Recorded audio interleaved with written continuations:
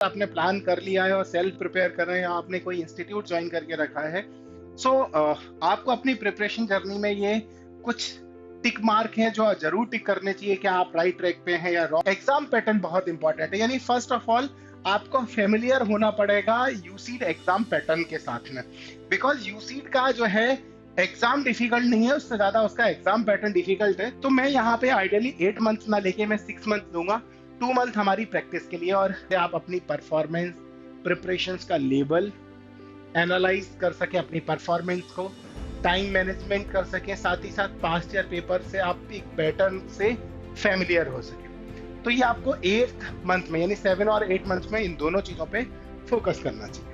अब हम बात करते हैं यूसीड टेस्ट क्या करना चाहता है आपका, बिकॉज ये तो था सिलेबस, एग्जाम पैटर्न, स्ट्रेटजी हो गया। अब हम बात करते हैं कि ये सब पता तो सबको पता है, आप फर्स्ट पर्सन नहीं है जिसको सिलेबस और पैटर्न और स्ट्रेटजी नहीं पता है। बहुत सारे बच्चे सभी को पता है, बट यूसीड फोकस क्या करना चाहता है, हमें किस पे?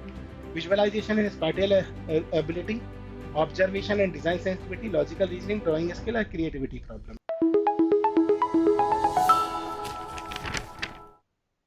Hello everyone and welcome to creative edge. और आज के सेशन में हम डिस्कस करेंगे 8 मंथ स्ट्रेटजी। सो बेसिकली उन स्टूडेंट्स के लिए अगर मैं बात करूं कि आप सेल्फ प्रिपेयर कर रहे हैं या फिर आप प्लान कर रहे हैं कि भाई आपको बियॉन्ड मेडिकल और इंजीनियरिंग के क्या ऑप्शंस हो सकते हैं, सो डिजाइन आपके लिए बेटर ऑप्शन हो सकता है। यहाँ से आप आईआईटीज प्लस टॉप एनआईडी जो है आपके टॉप एनआईडी, साथ ही साथ टॉप निफ्ट कॉलेज, वहां पे भी आप अपना बैचलर परस्यू कर सकते हैं। बट अगर मैं बात करूं यूसीट, तो यहाँ से आप इंडिया के top most prestigious institute IIT से आप अपना बैचलर कर सकते हैं। सो हम बात करते हैं कि इसका सिलेबस क्या होगा, 8 मंथ की स्ट्रेटजी क्या होगी, और अगर आपने प्लान कर लिया है और सेल्फ प्रिपेयर कर रहे हैं या आपने कोई इंस्टीट्यूट ज्वाइन करके रखा है, सो आपको अपनी प्रिपरेशन जर्नी में ये कुछ टिक मार्क है जो जरूर टिक करने चाहिए कि आप राइट ट्रैक पे हैं या रॉन्ग। सो उन पे जरूर फोकस करेंगे। सो फर्स्ट ओवरऑल अगर मैं डिस्कस करूं कि जब भी मैं यूसीड एग्जाम की बात करता हूं, तो यूसीड एग्जाम में सबसे ज्यादा इंपॉर्टेंट आता है कि यूसीड एग्जाम में एग्जाम पैटर्न बहुत इंपॉर्टेंट है, यानी फर्स्ट ऑफ ऑल आपको फेमिलियर होना पड़ेगा यूसीड एग्जाम पैटर्न के साथ में, बिकॉज यूसीड का जो है एग्जाम डिफिकल्ट नहीं है, उससे ज्यादा उसका एग्जाम पैटर्न डिफिकल्ट है। तो फर्स्ट ऑफ ऑल अगर मैं बात करूं कि आपको एग्जाम पैटर्न के साथ फेमिलियर होना पड़ेगा, साथ ही साथ आपको सिलेबस को रिव्यू करना पड़ेगा, बिकॉज आप जितना भी पढ़ते हैं, बिकॉज हम वही एनालिटिकल रीजनिंग या लॉजिकल रीजनिंग और क्वांट पढ़ते हैं, but UCEED beyond LR and quant है। मोस्ट ऑफ द स्टूडेंट पूरा year long LR and quant और पीवाईपी पढ़ते हैं। बट आपको भी पता है कि आईआईटी कभी भी प्रॉब्लम रिपीट नहीं करता है। कोई भी आप ऐसा नहीं होगा कि आपने 2015 से लेके 2026 के सारे पीवाईपी कर लिए तो सेम पीवाईपी रिपीट होंगे। हाँ, कॉन्सेप्ट डेफिनेटली रिपीट होता है, चाहे आप कोई भी आईआईटी दे लें, वहां पे आपको कॉन्सेप्ट रिपीट मिलेगा, बट प्रॉब्लम रिपीट नहीं होगा। तो कॉन्सेप्ट डेवलप करने के लिए आपको सेम टाइप के बहुत सारे प्रॉब्लम सॉल्व करने चाहिए, वो पीवाईपी से कवर नहीं होते। सो हम बात करेंगे, पहले आपको एग्जाम पैटर्न से फेमिलियर होना होगा, उसके लिए आपको marking scheme, time management, time allocation, type of questions, ये सब समझना होगा। तो इसके लिए एक सेपरेट वीडियो है, आप जाके हमारे चैनल पे गो थ्रू कर सकते हैं, जिसमें ऑल अबाउट यूसीड, वहां आपको एग्जाम पैटर्न और एवरीथिंग मिलेगा। अब मैं डिस्कस करता हूं यहाँ से सिलेबस। सिलेबस में अगर मैं बात करूं तो विजुअलाइजेशन एंड स्पाटियल रीजनिंग पहला चैप्टर है, सेकेंड चैप्टर है प्रैक्टिकल एंड साइंटिफिक नॉलेज। जब मैं बात करता हूं विजुअलाइजेशन एंड स्पाटियल रीजनिंग, यहाँ इंपॉर्टेंट क्या है आपके लिए, विजुअलाइजेशन ऑफ 3D शेप, यानी आपको 3D शेप का top view, front view, elevation, everything पता होना चाहिए। सेकंड थिंग है आपका हिडन हिडन फिगर और ब्लॉक काउंटिंग। अगर आप पीवाईपी देखेंगे तो आपको हिडन फिगर्स और ब्लॉक काउंटिंग से रिलेटेड प्रॉब्लम्स मिलेंगे।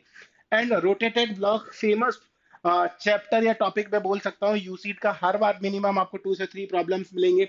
मैचिंग पीस एंड पार्ट्स, यहाँ से भी आपको मिनिमम 2 या 3, यहाँ पे 3D फिगर्स मिलेगा, आपको कंस्ट्रक्ट करना होगा। यहाँ आपको एमएसक्यू प्रॉब्लम्स मिलते हैं, multiple select questions, spatial analysis, understanding pattern, eye and hand coordination और सरफेस काउंटिंग, फेमस चैप्टर है, यहाँ से आपको हमेशा प्रॉब्लम मिलेंगे। नेक्स्ट है हम प्रैक्टिकल एंड साइंटिफिक नॉलेज में बात करूंगा, तो gear and pulley problem, tools knowledge, basic physics concept. मैं बात करता हूं बेसिक फिजिक्स कॉन्सेप्ट क्या होगा। जिसमें आपका बेसिक साइंस जिसको मैं बोलता हूँ उस पर बेस्ड प्रॉब्लम होंगे। जैसे कि एग्जांपल डेली लाइफ साइंस या डेली यूज साइंस, लाइक मैं बोल सकता हूँ इसको stupid science, basic physics concept, centre of gravity, इन सब से रिलेटेड प्रॉब्लम मिलेगा। नेक्स्ट है आपका अगला chapter that is observation and design sensitivity. यहाँ आपको font analysis, spot the difference, digital number या 8 पीस पजल, आपको हर बार हर अल्टरनेट ईयर एग्जाम में आपको ये आपको मिलेगा डिजिटल 8 पीस पजल। नेक्स्ट है आपका ट्रेसिंग फिगर्स, और फिर है area and volume. Area and volume से हमेशा मिनिमम 2 या 3 प्रॉब्लम्स बनते हैं ईच एंड एवरी ईयर, जिसमें होगा आपका 2D figure and 3D figure. यहाँ से आपको ज्योमेट्री, ट्राइंगल, सर्कल, ये सब कवर करना होगा। नेक्स्ट आपका environment and society, so general awareness of environment, social and culture connections, logo design, ये सब आपको मिलेगा इन्वायरमेंट एंड सोसाइटीज में। फिर आता है क्रिएटिविटी, जिसमें आपका verbal and non verbal, analogy, metamorphosis, sign and symbols, इससे रिलेटेड। अब इसके बाद आएगा आपका वही सेम जो मैं बात कर रहा हूँ कि क्यूए एंड एलआर। मतलब बियॉन्ड क्यूए एलआर भी बहुत सारे टॉपिक हैं जो आपको कवर करने चाहिए। यानी अगर मैं बात करूं टोटल 57 प्रॉब्लम्स अगर यूसीड एग्जाम में बनते हैं, तो उसमें से 20 प्रॉब्लम आपके क्यूए और एलआर से हो सकते हैं। But beyond QA and LR आपको 37 प्रॉब्लम्स जो है वो आपका डिफरेंट टॉपिक है वहां से मिलेंगे। और यहाँ पे क्यूए एंड एलआर नहीं होगा, यहाँ होगा visual reasoning, that is non verbal reasoning. यहाँ मैं बात करूंगा आपका एनालिटिकल सीरीज, एनालिटिकल फिगर, या आपको figure counting, paper folding, paper cutting, image analysis, analogy, mirror image, water image, pattern completion, figure matrix, cube and dice, classification, construction of square, फिर आपको blood relation, direction sense, sitting arrangement, Venn diagram, puzzle, speed, time and distance, इनसे related problem मिल सकते हैं। अगर आपने past year paper देखे होंगे और उसके बाद अगर आप ये सेशंस देख रहे हैं, तो डेफिनेटली आपको समझ में आ जाएगा कि मैं क्या बात कर रहा हूँ और इस सेशंस का कितना वर्थ है। फिर कभी कभी आपको इंग्लिश लैंग्वेज से भी प्रॉब्लम्स मिलेगा, जिसमें होगा proficiency in reading and comprehension standard English, reading comprehension, then vocab based questions होंगे आपका, जिसमें वन वर्ड, सिनोनिम्स, एंटोनिम्स, वो बेसिकली आपको आरसी पे ही फोकस करना चाहिए, रीडिंग एंड कॉम्प्रिहेंशन। अब हम बात करते हैं सिलेबस को। इतना जो सिलेबस है इसको हम 7 to 8 मंथ में कैसे कवर करें। तो मैं यहाँ पे आइडियली 8 मंथ ना लेके मैं 6 मंथ लूंगा। 2 मंथ हमारी प्रैक्टिस के लिए और रिविजन्स के लिए रखेंगे, बिकॉज अगर आप 8 मंथ में सिलेबस ही कवर करेंगे तो प्रैक्टिस और रिविजन्स कब करेंगे। सो कहीं ना कहीं सिलेक्शन इंपॉर्टेंट होता है कब, रिवीजन से। आपको कोई टीचर कितनी बार भी पढ़ा दे, डजेंट मैटर, जब तक आप खुद से नहीं पढ़ेंगे, रिवाइज नहीं करें चीजें, तब तक सिलेक्शन नहीं होगा। सो मैं फर्स्ट मंथ की बात करता हूँ,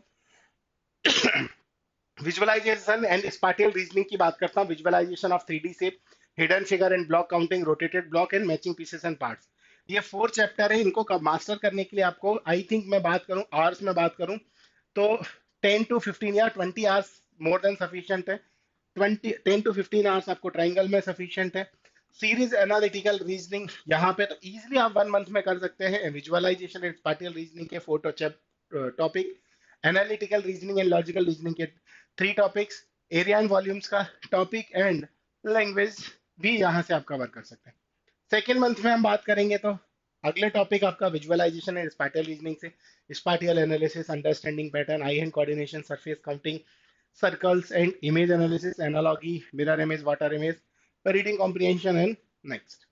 मैं बात करूंगा अगला third, practical and scientific knowledge, gear and pulley problems, tools knowledge, basic physics concept, area and volume, analytical and logical reasoning.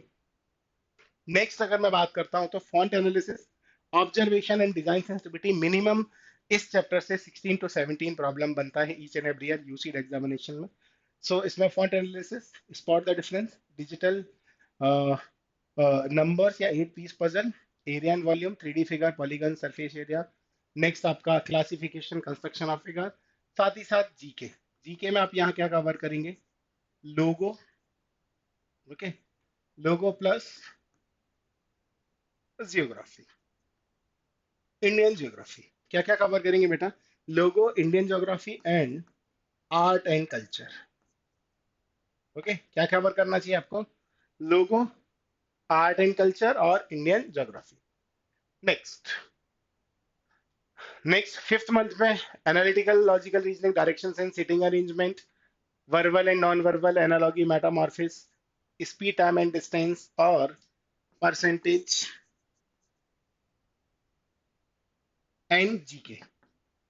GK में वही सेम चीज, क्या क्या, logo, painters and paintings, Indian geography और art and cultures. Next, last month में आप general awareness and environments उसको conclude करेंगे, ज्योमेट्री पूरा कवर करेंगे, ट्राइंगल ये रिवीजन करेंगे, Venn diagram and puzzle test and जो भी इंपॉर्टेंट, ये सारे इंपॉर्टेंट टॉपिक आप कवर करेंगे। अब बात आता है कि हमने 6 मंथ में पूरा सिलेबस कवर किया, साथ ही साथ काफी कुछ चीजें कवर भी कर ली। अब 7 मंथ से हमें क्या स्टार्ट करना है? सो रिवीजन, आपको review all the topics cover so far, focus on area where you feel less confident and strengthen your understanding. Because आप ये कैसे पता चलेगा कि भाई कौन सा लेस फोकस एरिया है और क्या, उसके लिए आपको टॉपिक टेस्ट देने चाहिए। टॉपिक वाइज जब भी आप टॉपिक टेस्ट देंगे, सो कहीं ना कहीं आपका प्रैक्टिस वहां पे और बेटर होगा, और एक स्टडी शेड्यूल क्रिएट करेंगे, सो जिससे कि आप ये जो भी आपके ड्रॉबैक है या हम बोल सकते हैं जहाँ पे आपको कॉन्फिडेंस नहीं है, हम उन एरियाज को कवर करेंगे और कॉन्सेप्चुअल अंडरस्टैंडिंग रखेंगे, बिकॉज ये इंपॉर्टेंट करता है डिजाइन एग्जामिनेशन में। अब 8 मंथ जब मैं बात करूंगा, यहाँ आपको सॉल्व करना है PYP and mock test, regular mock test and PYP, जिससे आप अपनी परफॉर्मेंस प्रिपरेशंस का लेवल एनालाइज कर सके, अपनी परफॉर्मेंस को टाइम मैनेजमेंट कर सके, साथ ही साथ पास्ट ईयर पेपर से आप एक पैटर्न से फेमिलियर हो सके। तो ये आपको 8 मंथ में यानी 7 और 8 मंथ में इन दोनों चीजों पे फोकस करना चाहिए। अब हम बात करते हैं यूसीड टेस्ट क्या करना चाहता है आपका, बिकॉज ये तो था सिलेबस, एग्जाम पैटर्न, स्ट्रेटजी हो गया। अब हम बात करते हैं कि ये सब पता तो सबको पता है, आप फर्स्ट पर्सन नहीं है जिसको सिलेबस और पैटर्न और स्ट्रेटजी नहीं पता है। बहुत सारे बच्चे हैं, सभी को पता है, बट यूसीड फोकस क्या करना चाहता है, हमें किस पे? Visualisation and spatial ability, observation and design sensitivity, logical reasoning, drawing skill और creativity problems. So this is not typical mug up exam, it is about thinking, observing and creating, इस पर बेस्ड है। सो जनरली याद रखिएगा, ये theoretical exam नहीं है। यहाँ आपका फेज 1 जो मैं बात कर रहा हूँ कि यहाँ आपको फाउंडेशन बिल्डिंग पे काम करना चाहिए, यानी आपकी जो प्रिपरेशन जर्नी है जिसकी मैं बात कर रहा हूँ 8 मंथ, उसको आपने 3 फेज में डिवाइड करना चाहिए आपको। Basic geometry, aptitude of daily observation exercise, ये इंक्लूड होना चाहिए आपका। डेली ऑब्जर्वेशन एक्सरसाइज मस्ट है आपका। स्केचिंग एटलीस्ट 30 मिनट डेली, और डिजाइन फंडामेंटल आपको पढ़ना चाहिए डे 1 से। Sketch object around, practice perspective drawing और basic reasoning questions. Next, weekly routine क्या होना चाहिए? 1 mock test, 2 drawing practice session और 3 PYQ practice questions. Advance reasoning visualisation अगर मैं बात करूं, previous year question, improved speed and accuracy, practice creative thinking, इसमें हम बोल सकते हैं human figure, scene creation, story boarding, इन सब पे फोकस करना चाहिए। लास्ट, एग्जाम मास्टरी में क्या होना चाहिए आपके? Full length mock, time management, section wise strategy के एनएटी में क्या करना चाहिए, एमएसक्यू में क्या होना चाहिए और एमसीक्यू में हमें क्या करना चाहिए। और इसके बाद 2-3 मॉक पर वीक, ईच मॉक के बाद आपको पूरा एनालाइज करना चाहिए डीपली, और साथ ही साथ क्या करना चाहिए, weak area, speed and accuracy, इन सब पे फोकस मैंडेटरी है। अब हम बात करते हैं कि भाई यूसीड में ड्राइंग स्ट्रेटजी क्या होना चाहिए। बहुत सारे स्टूडेंट क्या करते हैं, इग्नोर करते हैं किसको? ड्राइंग को। बिकॉज याद रखिएगा, ड्राइंग ही आपकी रैंक को बूस्ट करता है। यहाँ क्या क्या फोकस होना चाहिए? Perspective, proportion, shading and story telling, इन 4 चीजों पे आपको बहुत फोकस करना चाहिए, बिकॉज जितना बेटर ड्राइंग होगा आपका रैंक उतना बेटर होगा। एप्टीट्यूड आपका सिलेक्शन में इंपॉर्टेंट है, बट आपको हायर रैंक लाना है तो देन उसके लिए ड्राइंग इंपॉर्टेंट है। सो है ना, don't aim to for perfection, aim for clarity and creativity. कई बच्चे ड्राइंग को इतना परफेक्ट करने के चक्कर में क्रिएटिविटी और क्लियरिटी दोनों को खत्म कर देते हैं, और यूसी जस्ट आपकी क्रिएटिविटी एंड क्लियरिटी पे फोकस करता है, ना कि आपकी ड्राइंग की मास्टरी पर। ओके, सो लास्ट मिनट एक और इंपॉर्टेंट टिप्स कि भाई डोंट नीड टू 10 बुक, कि भाई हम 10 बुक को पढ़े ना, जस्ट एक बुक पढ़िए, कोई भी पीवाईपी का एक पीवाई बुकलेट ले सकते हो, बेसिक एप्टीट्यूड बुक ले सकते हो, और डिजाइन एप्टीट्यूड का ई बुक यूज कर सकते हो, क्रिएटिव एज का, और डेली स्केचिंग प्रैक्टिस। ये 4 चीजें इंपॉर्टेंट है, ये रिसोर्सेज बहुत इंपॉर्टेंट है।